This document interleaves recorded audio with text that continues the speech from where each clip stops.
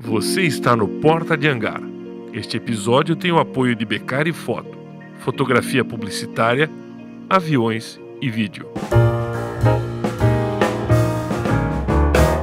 Bem-vindos ao programa Porta de Hangar, que vai ao ar todas as semanas pelo canal YouTube. É uma honra estar com você aqui, dar uma badalada no sino do Porta de Hangar pra gente ficar lá nas paradas de sucesso. Se inscreve no canal, fica com a gente sempre.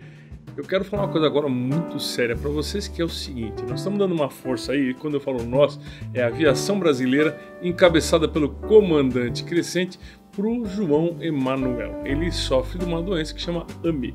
E para curar o João, tem um remédio, custa 12 milhões de reais, e a gente está fazendo uma vaquinha para poder ajudar ao João. E a turma toda aí está se reunindo e a gente vai conseguir esse remédio para dar aquela força que o João adora a aviação. Quando ele vê um avião ele fica maluco, é muito 10.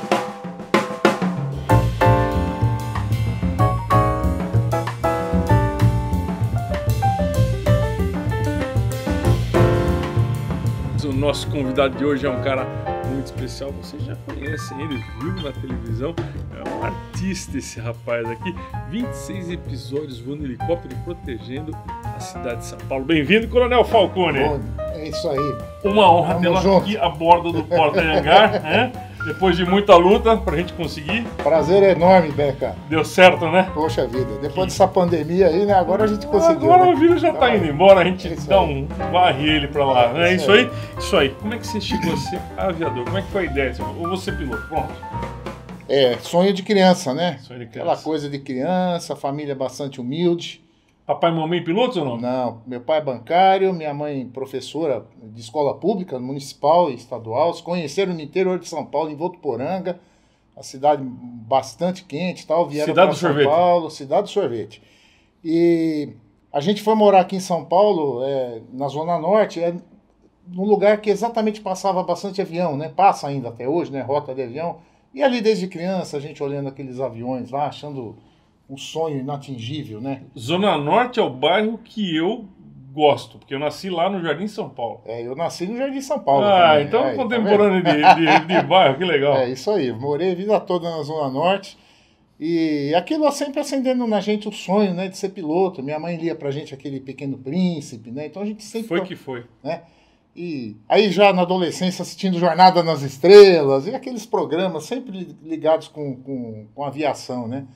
E aí eu acabei num determinado momento, depois que eu fiz o colégio técnico, né, na Escola Técnica Federal de São Paulo, prestei para a Academia da Força Aérea e para a Academia do Barro Branco, né? E por uma infelicidade, na época, né, eu fiquei na lista de espera da Academia de Força Aérea, né? Eu recebi um telegrama me avisando disso e acabei fazendo uma inscrição para a Academia do Barro Branco. E isso foi no ano de 83 que eu comecei o curso. E o grupamento de rádio patrulha aérea foi criado em 84, em agosto de 84. Aliás, desculpa te interromper, foi o ano que eu fotografei o esquadrão e o coronel era o Birajara Guimarães, é isso? Nosso Águia 01. Gente muito fina, pessoal. Gente Procura saber dele aí, que era um cara sensacional. Então, foram os pioneiros, né? E em 85 me formei. Aí fiquei com aquela expectativa, falei, poxa vida, vou ser piloto do Águia um dia.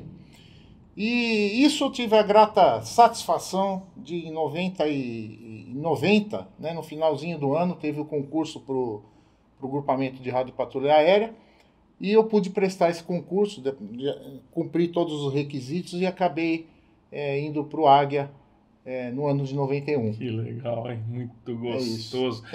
Aí você voou quantas horas no Águia totais? Ô Beca, eu tive a felicidade, aí, a sorte, né, de estar desde o começo do Águia praticamente. Eu cheguei lá, o Águia estava com 6 para 7 anos. Né? A gente já tinha 3 aeronaves, era o Águia 1, o Eco India Delta, né, o Águia 2, que hoje é o helicóptero produzido no Brasil, que está em voo, o helicóptero mais velho. E o 1 também, né? Também. A fabricação 83. O Águia 12, né, que é o 2. Que era o 2 da época, o Hotel Lima Bravo, foi o segundo helicóptero feito pela Elebrás, né? Ano 78. Nossa. Olha só, voando ainda, ambos. e uma aeronave alugada, que era o Hotel Lima Eco, que eu voei bastante naquela operação procurando o Ulisses Guimarães, né? Então era um helicóptero branco com uma faixa laranja. Então eram os helicópteros que a gente tinha na época, né? Agora, deixa eu fazer um comentário à parte. Gente, você viu como é importante um helicóptero para patrulhar São Paulo, ou a cidade que seja. Há mais de 30 anos está voando, já se pagou, né, Coronel Falcão? Com certeza, várias vezes, né? E porque eram poucas aeronaves, e a gente também era poucos pilotos, mas tinha muita missão, era muita coisa para se fazer. E a gente atuava praticamente só no município de São Paulo, indo para o estado, saindo do município, então os deslocamentos eram grandes, né? Eu voei bastante nos meus primeiros anos de carreira, né? Chegava a voar 600, 700 horas no ano, né? Então eu me aposentei depois de 27 anos com 7.000 horas de voo. Bastante coisa, Bastante coisa. Para aviação policial é bastante coisa. Bom, você foi, todo mundo sabe, comandante do Esquadrão Águia, né? Qual o peso e a experiência de comandar um esquadrão dessa magnitude? Que é o estado de São Paulo inteiro, né? Exatamente. Desde 84, da criação do Águia até hoje, né? No momento que também, de quando eu passei o comando para o Coronel Paulo Scachetti, a gente cresceu bastante. Tá? Teve um determinado momento que a gente recebeu uma determinação do governador para expandir as bases para o interior. A gente tinha apenas uma base em Campinas, que era uma base que começou em forma de teste, deu muito certo para fazer policiamento, né? Mas para expandir você precisa de aeronave e precisa de pessoas.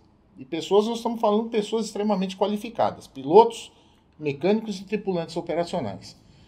E de repente a gente teve um boom de bases para o interior. Foram 10 bases criadas. Praticamente em 3 anos nós crescemos de uma base em Campinas para 10 bases no interior. As bases são Piracicaba, Campinas... Então vamos lá, eu vou pela ordem porque senão eu me perco. São José dos Campos, Campinas, Ribeirão Preto, Bauru, Araçatuba, Praia Grande, Sorocaba, Presidente Prudente, Piracicaba e a última...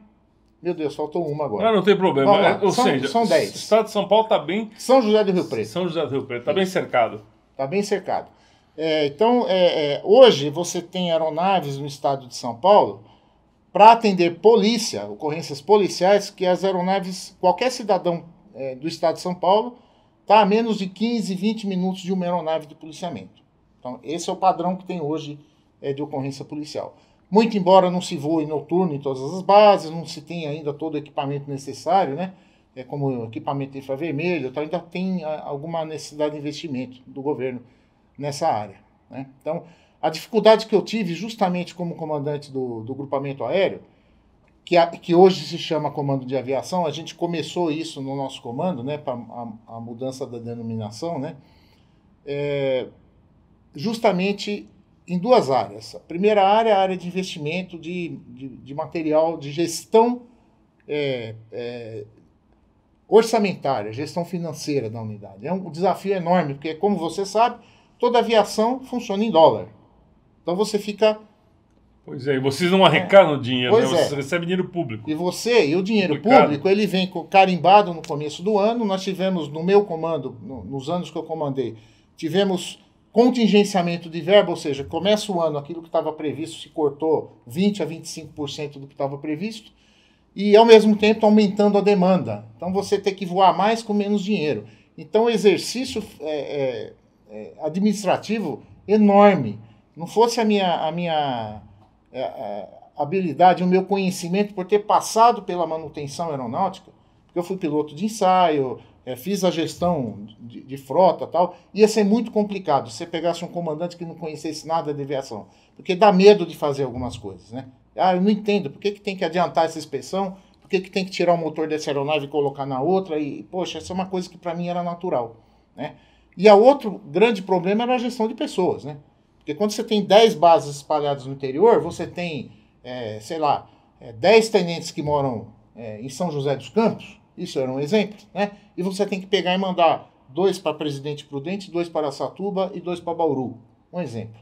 A família deles, né? É complicado gestão de pessoas nesse momento, porque você, como comandante, tem que lidar também com isso, né? Mexe na vida de todo mundo, né? Então, esse foi o grande desafio nosso. Entendi. Bem complicado, né? Complicado. Além disso tudo, quais os principais percalços que você tinha no esquadrão? O Águia atende como a unidade de apoio de toda a Polícia Militar e, obviamente, o Corpo de Bombeiros, que pertence à Polícia Militar. E, além disso, outros órgãos, como Defesa Civil, o próprio Governo do Estado, né? Qual que é o grande problema? A gente já está num tamanho que não consegue atender toda a demanda. Nós temos uma demanda muito reprimida, muito grande. Falta helicóptero? Falta helicóptero e falta pessoas, na minha opinião. Por exemplo, você sabia que hoje morre-se mais pessoas por morte violenta no trânsito do que de homicídios no estado de São Paulo? Olha, dá para se acreditar nisso, porque do jeito que você vê um motoqueiro passar nas avenidas aqui em São Paulo, é uma loucura, né? Pois é. Ultimamente aumentou o volume de motoqueiros, os caras estão... Eu estou falando besteira ou não? Não, tá certíssimo. É o motoqueiro. É o que mais... E depois deles são ciclistas e pedestres, que são os mais vulneráveis aos acidentes. Sim. Né? Mas o que aconteceu nos últimos 20 anos? Eu estava na aviação nesses últimos 20 anos. Né? A Polícia Militar fez várias ações que conseguiu diminuir o número de homicídios. Hoje nós temos o menor número de homicídios por 100 mil habitantes da história. Por várias ações da polícia. Né? Integração do Copom, programa de policiamento comunitário, várias ações. Com relação à morte no trânsito, foram feitas também várias ações governamentais. Obrigatoriedade do uso do cinto de segurança, cadeirinha, diminuição da velocidade, radar, multa, pontos na carteira, uma série de coisas. Reduziu-se bastante as mortes no trânsito. Só que o gráfico fez uma inversão, né? Então hoje você tem mais mortes no trânsito do que homicídios. Então nós precisamos fazer alguma coisa com relação a isso. E o que está acontecendo? Quando você tem um acidente, você tem que levar o médico no local da ocorrência o mais rápido possível. E o vetor aéreo é o mais rápido, ainda mais numa cidade do tamanho de São Paulo, com 12 milhões de habitantes, só dentro do município. Você pegar a grande São Paulo, são 16, 17 milhões. Né? O estado de São Paulo são 42, 43 milhões de habitantes. Né? Então você precisa levar o médico até a vítima naquilo que a gente chama minutos de platina, que é em 15 minutos estar com o médico lá no local. Isso a gente não tem aqui, porque você só tem um Águia fazendo resgate na cidade de São Paulo. É isso que nós temos hoje de resgate. Então essa é uma demanda reprimida muito grande. A gente precisa melhorar esse serviço. Espera aí um pouquinho, deixa eu entender. Você tem um helicóptero apenas? Não tem mais helicópteros? Tem. A frota são 23 esquilos, só que é uma frota que está velha. Né? Nós estamos falando de helicóptero em 1978, 1983 ainda voando.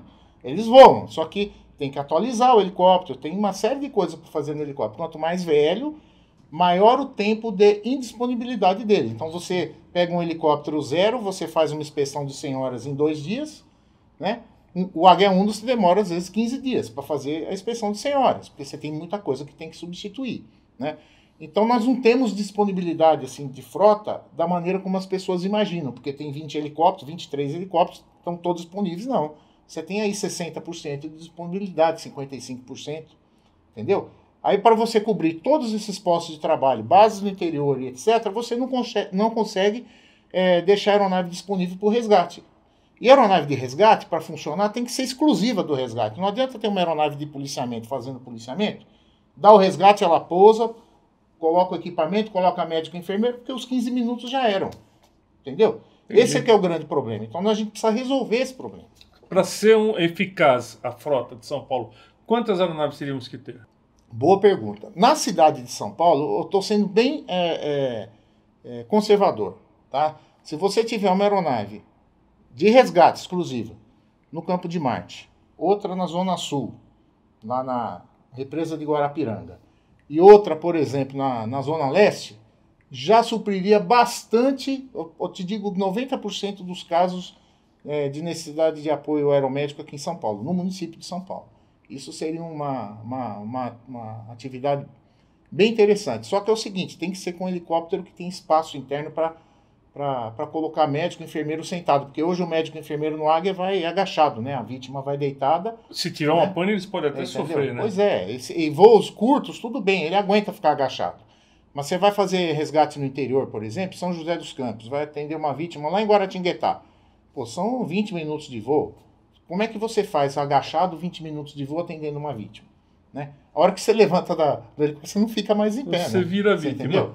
Pois é, então tem que ter o médico sentado, né? Então precisa de uma aeronave nova para essa. Ou seja, nós estamos falando só do aeromédico, não estamos falando do patrulhamento, Não. né? Porque o patrulhamento são outros tostões, São é outros isso? tostões. Patrulhamento, o esquilo é sensacional. A frota nossa atende perfeitamente. Agora, é claro que precisava de uma aeronave maior para colocar mais tropa, você ter equipamentos mais parrudos dentro da aeronave, né? Então, colocar um biturbina, por exemplo, para poder fazer voo por instrumento, para voar à noite, para poder cruzar a serra à noite, entendeu? Esse é o tipo de coisa que a gente não tem na nossa litoral, frota. quando você diz cruzar exatamente. serra para descer para o litoral. Pois é, se você sofrer um acidente no litoral, quem é que vai te pegar lá? Não tem estrutura no litoral para atender trauma, entendeu? Aliás, não existe centro de trauma no estado de São Paulo. No Brasil não existe. Na América Latina não existe centro de trauma. É mesmo? Não existe. O centro de trauma de São Paulo é o Hospital das Clínicas. Entendeu? Então vai tudo para o Hospital das Clínicas. Entendeu? Você tem ali pontos aqui da cidade fechados, por incrível que pareça, Beca, São Paulo é a cidade que tem o maior número de helipontos do mundo. Né? Chegamos a ter 450 helipontos aqui em São mesmo? Paulo. O boom que deu por causa do incêndio, dos Joelma. dois incêndios, Joelma e Andraus. Andraus. Né? Homologados hoje, homologados pela ANAC, tem em torno de 250 helipontos. Tá? É heliponto, muito heliponto. Só que no governo anterior do Haddad foi feito um marco regulatório que conflita normas de licenciamento urbano, ambiental, lei de ruído, lei de zoneamento, que você não consegue mais licenciar helipontos. São Paulo é a única cidade do mundo que precisa ter alvará de funcionamento ao heliponto. Então o heliponto está homologado pela ANAC, depois que foi todo o investimento feito, aquela coisa toda, mas não tem licenciamento da prefeitura, que não consegue fazer, porque não consegue adequar a norma. Acessibilidade, barulho e etc. E, pasme você, helipontos de hospital não funcionam por causa disso. Nossa, mas que absurdo. Pois Né? Não poderia ser assim, né? Não, tem que mudar. De jeito nenhum. O que é o sistema Olho de Águia da Polícia Militar? Então, o Olho de Águia foi uma sacada assim, genial, que foi a integração do equipamento infravermelho do helicóptero, né, que é com a câmera de filmagem e tal, com o Copom. Ou seja, você passar as imagens do helicóptero para o Copom, assim como faz uma aeronave de TV. Imagem de vídeo normal? De vídeo uma normal. Uma câmera de alta potência. Isso, exatamente. Tem tanto a imagem diurna, né, a imagem colorida, né, em alta definição, como tem também imagem infravermelha, né, que é essa a diferença que tem da aeronave de TV, que eles não têm imagem infravermelha, né. Não sei se você sabe, mas a Polícia Militar de São Paulo foi a primeira organização não militar, vamos dizer assim, porque é uma organização de segurança pública, autorizada a usar equipamento infravermelho na América Latina. Pô, não sabia. Então a gente usou. O primeiro equipamento foi a gente que usou. E agora, recentemente, integrou-se também os drones no sistema Olho de Águia. Então o drone também faz parte do sistema. Tá voando o drone? Tá voando o drone. À noite? À noite também. Então a polícia tem drone. Que primeiro curso de drone que foi feito em São Paulo foi feito lá dentro do Águia, né? Foi feito o estudo pelo então Tenente-Coronel Paulo Scachetti, que hoje é o comandante do Águia. A gente definiu lá um currículo para esse curso e a gente reservou metade das vagas para a Guarda Civil Metropolitana de São Paulo. Aí eles fizeram lá o primeiro curso com eles também e eles fizeram aquele sistema que chama Drone Pol. Então a Guarda Civil Metropolitana também opera drones, sabia disso? Não sabia disso, Pois é. Eu nunca vi voando drone. E o primeiro chefe deles, que treinou eles tudo e participou dessa primeira turma, foi o Coronel Peixoto, que foi piloto do Águia. Ah, que bacana, hein? Olha, aliás, o Águia. Com ele que eu tenho uma ocorrência terrível, né? Uma ocorrência terrível com o Peixoto que eu vou te falar, viu? Ali mas é a troca de cueca? Ali eu perdi a minha cueca, viu? Ah, mas daqui a pouco nós vamos contar então essa experiência de troca. Quase uma troca de cueca, perdendo a cueca.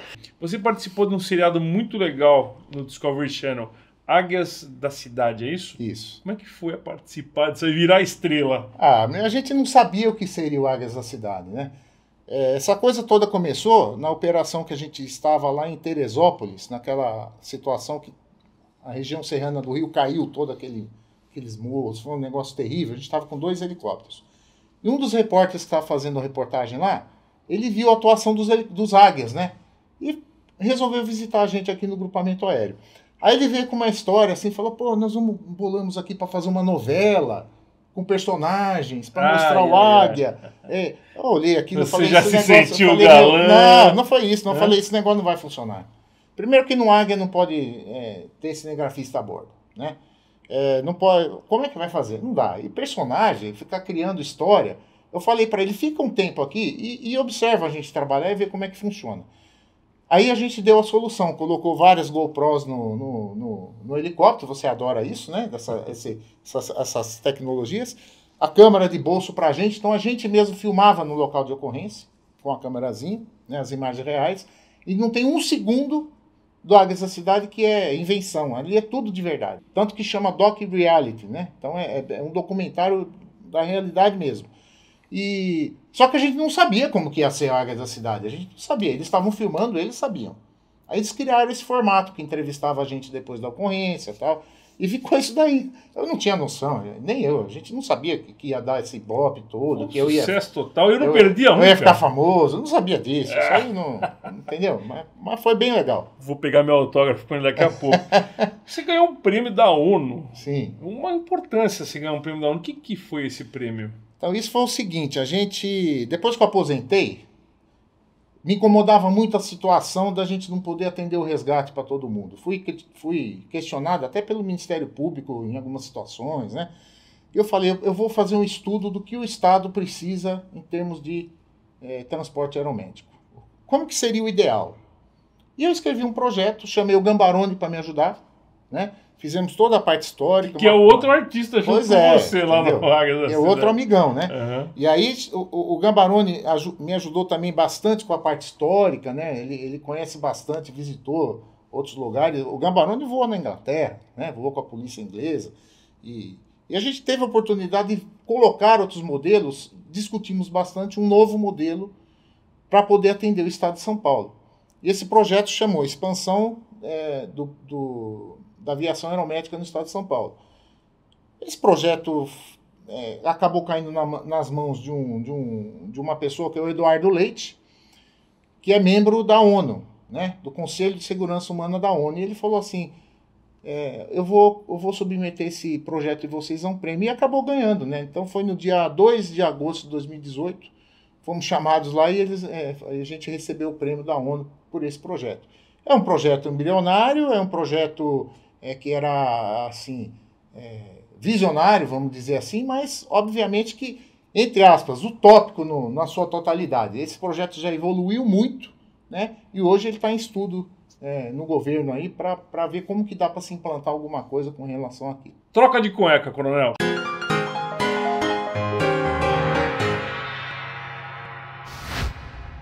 Como é que é? Você sabe que aqui se o principal, o Papa vier aqui, a gente vai perguntar a troca de cueca para ele. Né? Com certeza. Eu, Beca, 27 anos de aviação e no Águia, você imagina que eu já não troquei minha cueca várias vezes, né? Entendeu? Imagino. Mas vamos lá, eu tô lembrando de um caso aqui que eu era tenente ainda e que isso me marcou pro resto da carreira e que eu pude passar essa experiência para todo mundo justamente contando a história, que acho que é por isso que é importante o quadro, né? Eu estava saindo para um voo simples de patrulhamento de trânsito. A gente saía todo dia de manhã com o oficial do trânsito, o engenheiro da CT, para olhar as vias da cidade, orientar o trânsito ali de cima, então comunicava com as viaturas, abre tal via, fecha tal via, um voo muito simples. Era aqueles primeiros voos que a gente, como piloto do Águia, faz como comandante. E eu estava com o copiloto, o então tenente Rogério Vieira Peixoto, né, que hoje é chefe da Defesa Civil de São Paulo, do município. Um dia mais ou menos nublado, assim, mas estava tranquilo. Saímos para patrulhar. Então pegamos a 23 de maio, direção a Paulista, quando o tripulante avisou, comandante, vai fechar lá na frente, acho que é melhor voltar. Mais do que rápido, falei, então tá bom, vamos voltar. A hora que eu fiz a curva para a esquerda, sempre para o lado do 2P, que é o padrão da polícia, sempre as curvas são para a esquerda, não vi, estava também vindo de trás a nuvem. E eu entrei na nuvem numa condição por instrumento. Sem treinamento IFR, tenente recruta como comandante de aeronave. O que eu fiz? Alinhei a aeronave e comecei a subir. Falei, eu vou subir porque eu não sei se tem prédio na minha frente, o que tem aqui. Eu vou subir. Subi, Beca, até 7.000 pés quando eu consegui varar a nuvem. Enquanto eu estava subindo, o Peixoto foi muito esperto. Ele, Fal, aqui ó, velocidade, Fal, ó. Então a velocidade caindo, às vezes a aeronave... ele me ajudando. Foi extremamente importante o auxílio do 2P. Chegamos, varamos a nuvem, falei, e agora? Onde que eu tô? Não sabia onde eu estava. Eu só lembrei de colocar o transponder direitinho, tentei falar com o controle, não conseguia. Falei, meu Deus, e agora? Daqui a pouco, no meio das nuvens, passa um Boeing. Assim, parecia que estava, sei lá, 50 metros, mas estava mais longe, né? Mas, nossa, aquele susto, né? Passando do lado do helicóptero. E aí começa, a gente se gela todo, né? Troca a cueca. Troca a cueca e fala, meu Deus, e agora? Combustível acabando, né? Porque a gente decolava com combustível 50% para fazer esse voo, 55%. Falei, meu Deus do céu, já estava com 30% de combustível. Falei, e agora? Temos que achar um buraco para descer aqui, eu não sei nem onde eu tô, né? Não tinha GPS, não tinha essas coisas naquela época, né? De repente o Peixoto grita, Fal, a Bic. Eu olhei assim, que Bic? Ah, caneta Bic, é uma chaminé que tem na Marginal que é da caneta Bic. Eu falei, agora eu sei onde eu tô. Aliás, perto de uma penitenciária, não é? Perto Isso, exatamente. Aí eu entendi onde eu tava, ali era a final de Congonhas. Entendeu onde que eu tava? Tava na final de Congonhas. Sim. Aí eu, mais que depressa, biquei o helicóptero lá, entrei numa autorrotação e conseguimos sair daquela situação fazendo vários 360 até sair, né? E essa foi uma experiência terrível. Isso foi discutido depois lá no Águia, fiz relatório de perigo de mim mesmo, né? E algumas condições que foram colocadas depois para não se entrar nessa situação. Mas o que você falou é uma coisa muito interessante, pessoal. Você admitir o erro, porque todos nós erramos. Não é isso, né, Falcone? Todos nós erramos e na aviação é muito facinho. E helicóptero, para quem não sabe, muita gente não sabe, aliás, voar instrumento com helicóptero não é uma tarefa fácil. Não é muito árdua. Você tem que ter um piloto automático, você tem que ter horizonte, você tem que ter condições para voar. Não é simples, não é isso? Exatamente. E o Águia não tem nada disso, né? O helicóptero para voar é visual, né? Você resolveu parar, sair do esquadrão, se aposentou depois de 27 anos? Exatamente. Eu me aposentei depois de 35 anos de polícia e de ter completado exatamente 5 anos de coronel. Na polícia, quando você completa 5 anos de coronel, você é obrigado a aposentar. Eu não posso, nem que eu queira, eu não posso ficar. Eu pedi a Deus no último dia de serviço, reuni a tropa lá de manhãzinha no hangar para fazer a oração diária que a gente sempre fazia e falei assim, pedi para Deus hoje porque eu quero 2 coisas de presente no meu último dia de serviço. Prender um bandido e salvar uma vida. Eu consegui fazer isso no último dia. Tirei o macacão às 8h30 da noite, o pessoal todo me esperando no hangar, fizeram lá uma festa de despedida e de lá eu nunca mais voei. A gente tem que saber o momento de parar, Beca. Importante. Né? Os meus anjos da guarda já me protegeram muito na minha carreira. Demais, em 27 anos. Então acho que chegou a hora, né, de dar o sossego para eles. Só que eu não parei com a minha missão, né? A minha missão sempre foi a missão de salvar vidas. Eu tive sempre esse foco, sempre trabalhei para isso, nunca me furtei de ir para ocorrência, de ficar além do horário. E eu falei, eu preciso usar o conhecimento que eu tenho, a expertise que eu tenho, de tudo que eu consegui até hoje, para continuar essa coisa. E o que sempre muito me incomodou foi justamente as mortes no trânsito. A gente não conseguir salvar todo mundo, a gente não conseguir ir para todas as ocorrências. Então, por causa disso, eu aceitei o desafio de sair agora candidato a vereador e com alguns projetos nessa área, na área de mobilidade urbana, obviamente alguma coisa na área também de segurança, porque a gente conhece muito, né? Na área social. Estou lembrando um pouco também da comunidade indígena, que não tem nada, eles são totalmente esquecidos, principalmente na área do aeromédico, eles não são esquecidos. São Paulo tem várias tribos indígenas, não sei se você sabe, né? Sim. Eu comandei a Zona Sul de São Paulo quando fui promovido a coronel, e eu conheci essas tribos indígenas, né? Então tem muita coisa para se fazer ainda no município, né? E a gente precisa de gente nova, precisa de ideias novas, de pessoas realmente que estão comprometidas e que estão preocupadas só com a política. Tem que estar preocupado realmente com a população, com as instituições, né, de fazer a coisa funcionar. Isso eu sei fazer. Então, obrigado, Coronel. Obrigado pela oportunidade, Beca. Volte sempre. Obrigadão, valeu. É isso aí, pessoal. Fica no Porta de Hangar, badala o sino aí do programa e até a próxima. Valeu!